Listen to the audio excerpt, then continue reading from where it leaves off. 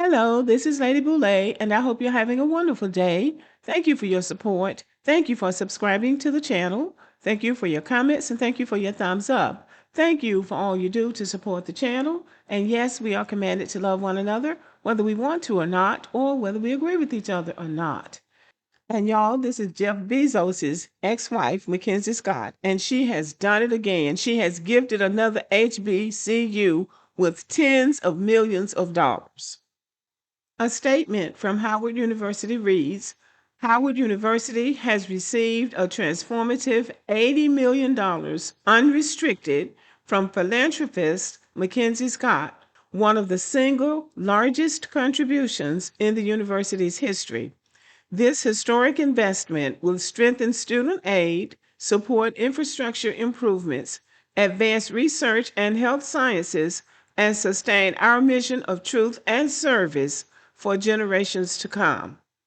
So this lady is on a tear to give away money that she doesn't need. That is to be made clear. This woman is worth what, 35, 40 billion dollars. So she's giving away money that she doesn't need. And what I like about the way she gives to all causes. She gives to all causes. But she gives to HBCUs and smaller universities and programs that are doing good work, but they don't get the funding that they need. Now, my HBCU, Alabama State University, gets money from the state. Now, the federal government will send money to the state, and the state will distribute that money to institutions of higher education. They do it disproportionately. They don't give the black colleges the money that they're supposed to get. In Tennessee, the state of Tennessee, I think, owes Tennessee State something like $200 million. They have been shaving money off HBCU allotments since the beginning of the HBCUs. My HBCU, Alabama State, was established in 1867, and it was really just operating on a shoestring budget, and still does to a certain extent. But they do decently in Alabama. So we have the most HBCUs in the country in Alabama. And some of them are private institutions like Tuskegee and Talladega and some of the other colleges. But Alabama State and Alabama A&M are state funded. And we at least do okay. Our campuses are beautiful, but they still don't do like they're supposed to. So it is necessary for donations from other sources to come into these schools to strengthen their programs. So this woman is really doing the Lord's work, if we want to put it that way. She could be giving her money to Harvard and Princeton and Yale, just like all the rest of them. And she might be giving them some, but she's sharing it. And this is it's commendable that she would have the spirit, or her team would have the spirit, to give to the HBCUs. This is not the first time that she has given to Howard. And this is not the first time that she has given to Howard University. When combined with gifts of $40 million and $12 million to Howard in 2020 and 2023, respectively, this gift brings Scott's recent contributions to Howard to $132 million. The $80 million is an unrestricted gift to Howard University and Howard University College of Medicine.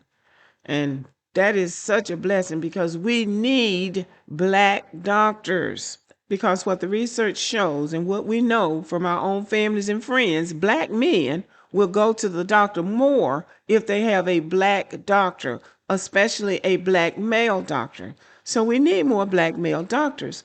One of my brothers recently participated in a clinical study. He had I won't say it was a defect, but he had a a condition from birth that we didn't know about. He just used to have headaches when he was young, and sometimes my mother would have to stay up with him late into the night because he was crying. His head was hurting. But, they didn't know what to do, and they take him to the doctor, and they give him this kind of medication, that kind of medication. And eventually it subsided. And when he went to school, the teachers discovered that he needed glasses. So my parents got glasses for him, and it seemed like the problem was corrected. And then much later in life, he started having issues, cardiovascular issues. And so he was going to hospital and they were doing studies and studies and studies. And then they finally got the situation under control. But his wife is a nurse and he's an educator. So they said he would be good for a clinical study because that condition had not been studied in Black men. So he went through the clinical study. They ran all of these tests on him. They tried different kinds of medication. They put him on a special diet and exercise program, and he's doing really well. But he was able to go through that clinical study, and they discovered what the problem was. And so they were able to treat the condition. And I'm saying all of that to say that we need more Black doctors in the medical field studying things, because things that affect us may not affect other groups of people, or they might be the same condition, but they might, for instance, we might have a heart condition and a white person might have a heart condition, but there might be some differences in how the condition affects our bodies. And so we need more Black doctors. That's what I'm saying. So double shout out to Ms. Mackenzie Scott. She has been one of the most impactful and consequential supporters of higher education, having made transformative gifts to numerous colleges, including HBCUs. According to People magazine, she has given more than $500 million to HBCUs since 2019. A report by Rutgers University found that her funding has helped the schools bolster retention, attract students and faculty, and enhance their campus infrastructure. So those things are very important. Infrastructure is important, and students being able to get aid so they can stay in school, because it's so expensive now. And y'all know it didn't cost that much to go to college when I went to school at Alabama State in the 70s. It just did not cost that much. But the more Black students have entered school, the more they have jacked up the prices. Everything is reflective of race in the United States.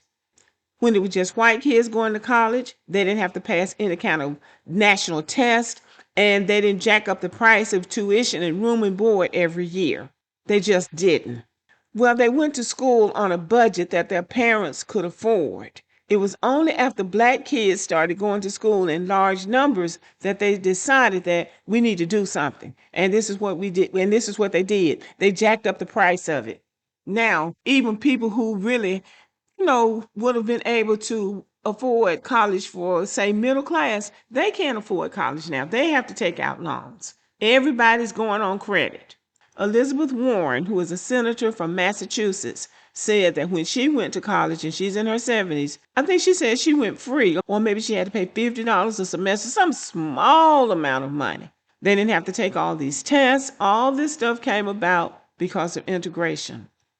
So we have to keep pace with the times, but we also have to be really grateful for people like Mackenzie Scott, who is giving away money that these schools need that she doesn't need. Okay, y'all, thank you for listening. Let me know what you think about the video, and have a good day.